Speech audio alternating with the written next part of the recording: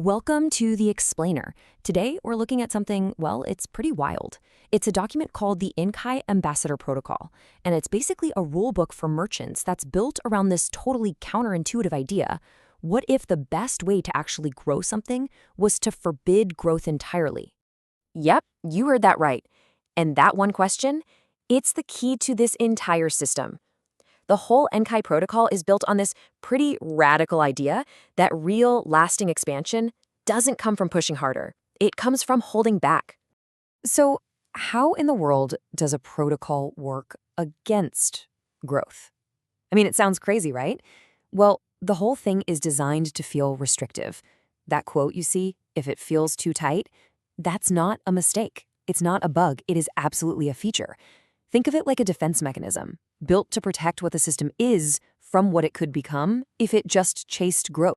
So right off the bat, we're not talking about maximizing numbers. Not at all. A better way to think about it is like a fortress wall built around the system's integrity. It's specifically designed to stop, the usual things that ruin good ideas, aggressive sales pressure, incentives that corrupt people, and that slow drift of the mission when you start scaling up. Okay, so if you can't use traditional sales tactics, what does an ambassador even do in this system? Well, their role is completely turned on its head. They're not agents of growth. They're something else. They're an interface. And this phrase right here, this really gets to the core of it. Demonstrate lived continuity, not persuade adoption. So what does that mean? It means their job isn't to convince anybody of anything. It's just to exist. To be living, breathing proof that the system works and keeps on working. They're literally just evidence, not salespeople. I really like this way of thinking about it. They're more like a window than a door. They're not supposed to go out and pull people in. Their job is just to be a clear vantage point so that others can look through and see for themselves that there's a system here that's just working, quietly, consistently, it's just there. And when you look at it like this, the contrast is it's night and day, isn't it? On one side, you have what they are. Practitioners, proof, carriers of trust. On the other, what they're not. Spokespeople, pitch artists, deal closers. All that typical sales lingo is just thrown right out the window. It's a total shift from being a salesperson to just being a practitioner. So, who even gets to be an ambassador? Well, the requirements tell you everything you need to know. The system isn't looking for smooth talkers or charismatic salespeople. It's filtering for people who already live and breathe the principles. Stability, not being dependent on incentives, and get this, being capable of saying, hey, this might not be for you.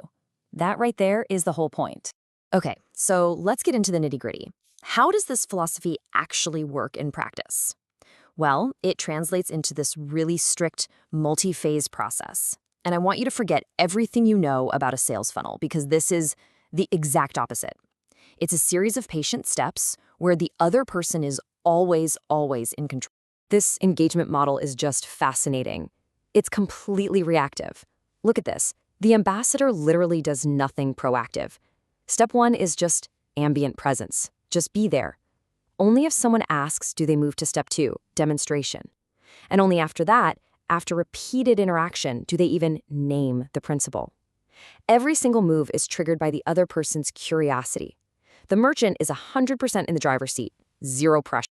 And this right here, this is basically the North Star for every ambassador.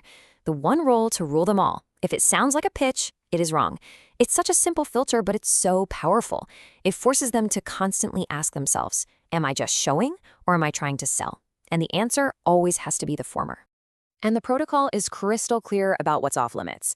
I mean, these are absolute prohibitions. You can't pitch, you can't promise benefits, you can't offer incentives, all the stuff you'd expect.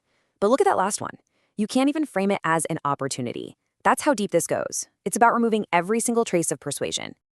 All right, now we get to what might be the most radical part of this whole thing, the money. Or maybe more accurately, how money is deliberately kept out of the equation. This is where the protocol really digs in to prevent the system from getting corrupted. This table just lays it out perfectly. There's a giant wall between compensation that keeps the system clean and compensation that messes it all up. Sure, an ambassador can get paid for their time, like a flat stipend, but they can never be paid for the outcome.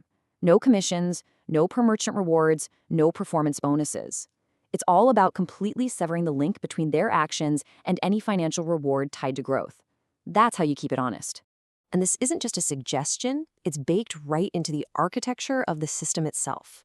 There are no dashboards to track how you're doing, no performance metrics, no leaderboards to see who's the best ambassador. The system is designed from the ground up to stop competition from even starting between them. Which, of course, brings us back to the big looming question.